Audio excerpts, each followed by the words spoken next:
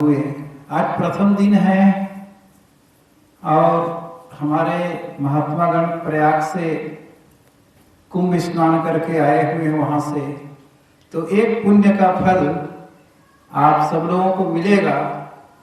दर्शनार्थ वहां तक नहीं आ सके, लेकिन जो दर्शन करके आए हैं वहां विभिन्न संतों महात्माओं का, और वहां लगभग 1 महीने से जो ज्ञान की त्रिवेणी, ज्ञान भक्ति की जो त्रिवेणी बह रही थी वो देख कर आए। एक सदगुरु कबीर साहब की साखी है, तन थीर मन थीर वचन थीर सुरत निरत थीर हो, और कहीं कबीर वह पलक की कलम बराबर हो। सदगुरु कबीर साहब कहते हैं पहली बात होना चाहिए तन थीर। हमारे पास 3 साधन हैं। हमारे पास 3 साधन हैं। पहला साधन है तन, शरीर ही साधन है एक, और दूसरा शरीर में ही मन है, और तीसरा है वचन। तीनों शरीर में हैं लेकिन अलग अलग भूमिका। हम विचारों को व्यक्त करने के लिए ये भूमिका है, ये देन है। तो सबसे पहले कहते हैं कि तन थीर होना चाहिए। तन थीर का शाब्दिक अर्थ होता है कि एक जगह स्थिर रहना, एक जगह बैठे रहना, ये तन थीर है। जैसे आप लोग अभी बैठे हैं तो एकदम स्थिर आसन से बैठे हैं, और तन थीर नहीं रहेगा तो बैठे तो जरूर हैं, लेकिन आप इधर उधर देखते रहेंगे, ताकते रहेंगे, या हाथ को हिलाते रहेंगे, पैर को हिलाते रहेंगे, तो वो तन थीर का अर्थ नहीं हुआ। स्कूल में जाते हैं, ऑफिस में जाते हैं, कुर्सी में बैठे रहते हैं, तो कितने ऑफिसर लोग, टीचर लोग या अन्य कोई भी कर्मचारी पैर को हिलाते रहते हैं। जैसे इसको हिलाते हैं, मशीन चलाते हैं, सिलाई मशीन चलाते हैं ना, तो पैर हिलता रहता है, ऐसे हिलाते रहते हैं, तो तन थीर नहीं है। कितने प्रवक्ताओं को आप देखते हैं कि मंच को पूरा हिला देते हैं, खड़े होकर के प्रवचन करते हैं, बीच बीच में खड़े हो जाते हैं, या बैठे भी रहेंगे तो मंच को एकदम हिलाते रहते हैं, तो ये तन स्थिर नहीं है। पूज्य गुरुदेव जी को आप लोग सब जानते हैं, 1 घंटा तक प्रवचन करते थे, लेकिन कहीं भी उसका तन हिलता नहीं था। जैसे लगता था कोई मूर्ति बोल रही, कोई मूर्ति बोल रही, वैसे ही।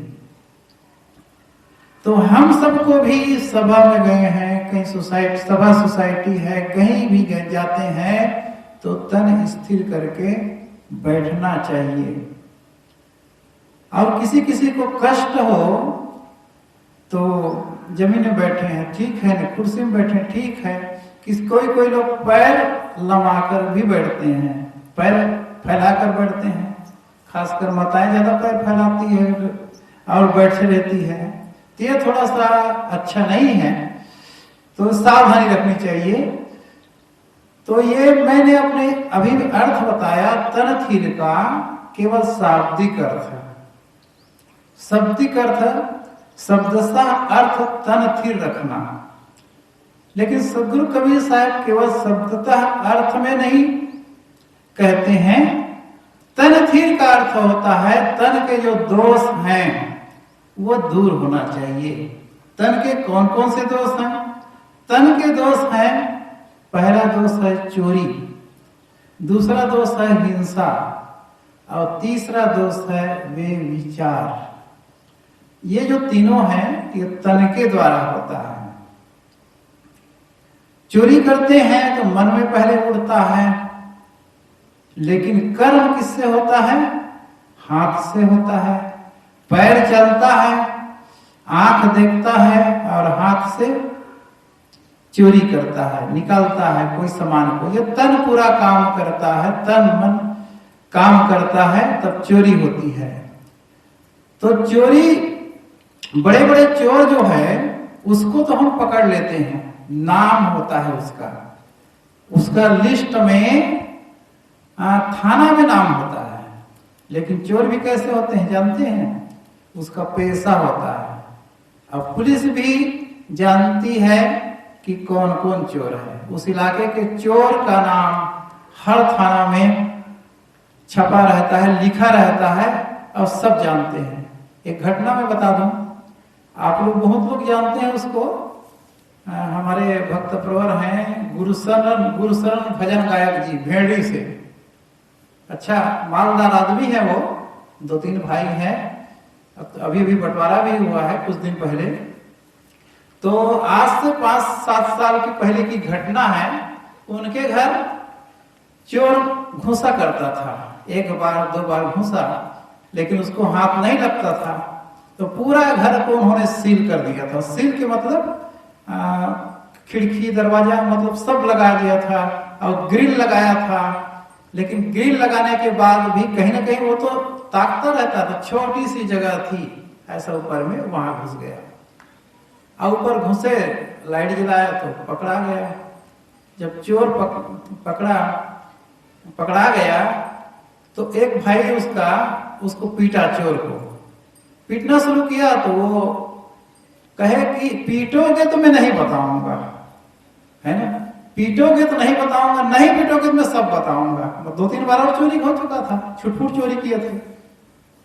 तो उसको कहा कि भाई अच्छा बताओ। तो उन्होंने खूब बताया कि हम लोग इतने लोग हमारे गैंग में आदमी हैं, और अगर थाना में भी ले जाओगे तो हमें पुलिस पकड़ने वाला नहीं है, 1 दिन के लिए रखेगा, केवल नाम लिखा है, लिख देगा और 1 दिन के लिए रखेगा। और वैसे ही हुआ, उसको ले गए, 1 दिन के लिए पुलिस रखी, उसके बाद में उसको छोड़ दिए। तो ये चोर, नामी चोर उनका होता है।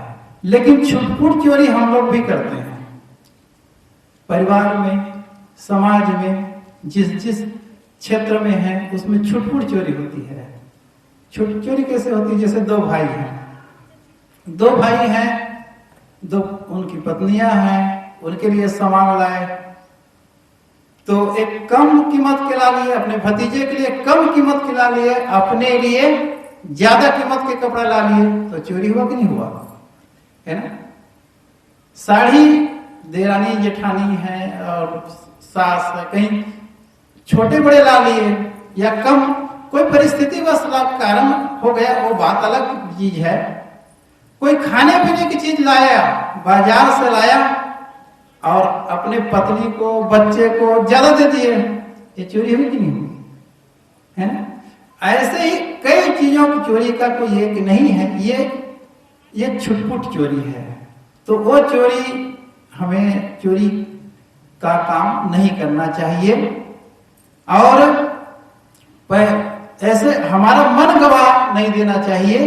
हमारा जब चोरी करते हैं तो हमारा चोरी करते समय हमारा मन जो है गवा देता है कि ये चोरी करो कि नहीं करो, ये करो कि नहीं करो। तो पहली काम है, सदगुरु कबीर साहब कहते हैं कि तन को स्थिर रखना, यानी चोरी ना करना। दूसरी बात है हिंसा। हिंसा किससे होता है? हाथ से हिंसा होता है। और हिंसा किसे कहते हैं? जिस जीवों के हम हत्या करते हैं, किसी भी जीव, चींटी से लेकर हाथी तक, वो हिंसा करते हैं, बड़े व्यापक रूप में हिंसा। वैसे छुटपुट हिंसा, अगर किसी को दुख भी देते हैं, सताते हैं, ये भी एक प्रकार का हिंसा ही है। लेकिन बड़ा हिंसा, किसी भी जीव को का हत्या करते हैं, वो बड़ा हिंसा है। और हिंसा करने वाले को पाप लगता है। कहा जाता है ना, जो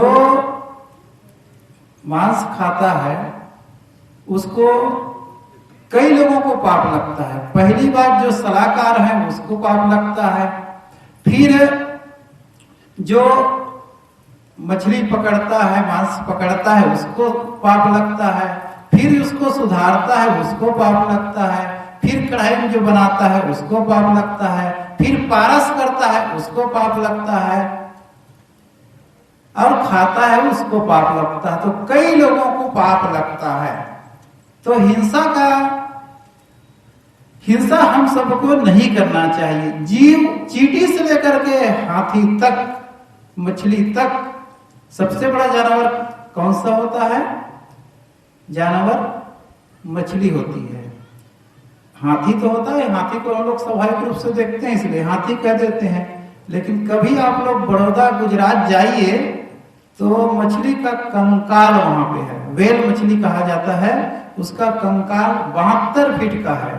हमने जाकर देखा है, वहां म्यूजियम में है।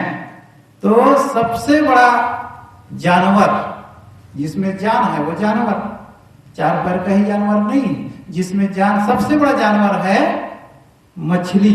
तो चींटी से मछली, हाथी मछली तक जो भी कष्ट देते हैं उसे, वो हिंसा है। कुछ लोगों का प्रश्न होता है कि साहब हम किसान हैं और दवाई डालते हैं तो हिंसा होता है कि नहीं होता है? लेकिन इसके लिए संतगण ये समाधान देते हैं, जैसे कि मछली मारने जाते हैं तो वो क्या कहते हैं, कहाँ जा रहे हैं? तो मछली मारने जा रहे हैं, है ना। लेकिन एक किसान है, वो क्या कहता है? फसल रक्षा के लिए जा रहे हैं, है ना। फसल रक्षा के लिए जाता है और उसमें जीव मरते हैं, वो हिंसा नहीं है। और जैसे आप मोटरसाइकिल से जा रहे हैं, रोड में जा रहे हैं, आपको जानकारी नहीं होती है कितने जीव मरते हैं, लेकिन आपको तो जानकारी नहीं, आपको तो जाना ही है। लेकिन कितने बार देखा जाता है कि मच्छर आए पट ऐसे मारते रहते हैं। अब आजकल जो वो आता है एक जाली, उसको पट ऐसे मारते हैं ना, कितने लोग रखते हैं उसको नहीं रखना चाहिए। और माताएं तो पता नहीं, जो यहाँ से निकलता है क्या कहते हैं, जुआ, उनको पूरा भारत भर के माताएं मीटिंग कर लिए हैं कि उसको ऐसे ही मारना है नख में। एक जगह की नहीं है, कई जगह देखने को मिलता है, छत्तीसगढ़ में तो देखते ही हैं। तो ये भी हिंसा है। उसको अगर निकाल लो और कहीं बाल में कहीं उसको रख दो, तो ये वर्तमान, बाद में भले मर जाए वो, लेकिन वर्तमान समय में आपके आंखों से जब मार रहे हो, अपने हाथों से मार रहे हो, तो ये हिंसा है, पाप है। तो मैं कह रहा था, तन के दोष चोरी, हिंसा, और तीसरा दोष है वे विचार। वे विचार भी तन से ही होता है ना। वे विचार जब तक से आदमी का स्वभाव नहीं बदलेगा, एक दूसरे के प्रति प्रेम नहीं जगेगा, एक दूसरे के प्रति समर्पण की भावना नहीं होगी और अपनत्व नहीं होगा, तब तक वे विचार प्रवृत्ति बढ़ेगी। इसके लिए हमें क्या करना चाहिए? संतगण बताते हैं कि जो अपने जोड़ में हैं, अपने समकक्ष हैं, विजाति घटों को हम देखते हैं, स्त्री है तो पुरुष, पुरुष है तो स्त्री, स्त्री है तो बराबरी के जो है समकक्ष को देखें तो उसको भाई के समान देखें, बड़े हैं तो उसको पिता के समान देखें, छोटे हैं तो पुत्र के समान देखें। इसी प्रकार से ही अगर पुरुष हैं, किसी स्त्री को देखते हैं तो बड़ा है तो माँ के समान है, छोटे हैं तो हमारी बेटी के समान है, और समकक्ष हैं तो हमारी बहन के समान है। अगर ऐसे दृष्टि अगर होगी, हमारी दृष्टि बदलेगी, तो निश्चित रूप से ये विचार की जो प्रवृत्ति है वो नहीं होगी। आज देखते हैं आदमी, पेपर में आप लोग ज्यादा पढ़ते हैं, टीवी भी देखते हैं, कैसे कैसे विचार के नाम से हत्या होती है, मारकाट होता है, और क्या क्या नहीं होता है, कुदृष्टि होने के वजह से। क्योंकि दृष्टि ही सही नहीं है तो आदमी का वो कुछ समझता नहीं है। इसके लिए यही है कि ये सब चीजों के लिए सत्संग, भजन, कीर्तन की जरूरत है। और जब तक से संत गुरु का ज्ञान नहीं मिलेगा तब तक से आदमी भटकता ही रहेगा। और तीसरी बात, मैंने पहली बात बताया चोरी, दूसरा हिंसा, और तीसरी बात व्यभिचार। किसका दोष है ये? तन का दोष, तन का दोष। और दूसरा है मन का दोष। तन थीर मन थीर, तन को स्थिर रखना यानी संयम रखना। दूसरी बात है मन को स्थिर रखना। मन क्या है? ये देखे, सुने और भोगे का जो आवृत्ति बनता है, एक आवृत्ति बनता है हमारे अंदर, उसको कहते हैं मन। ऐसा देखने में नहीं आता है, लेकिन ये भी द्रव्य है, अंदर है, वो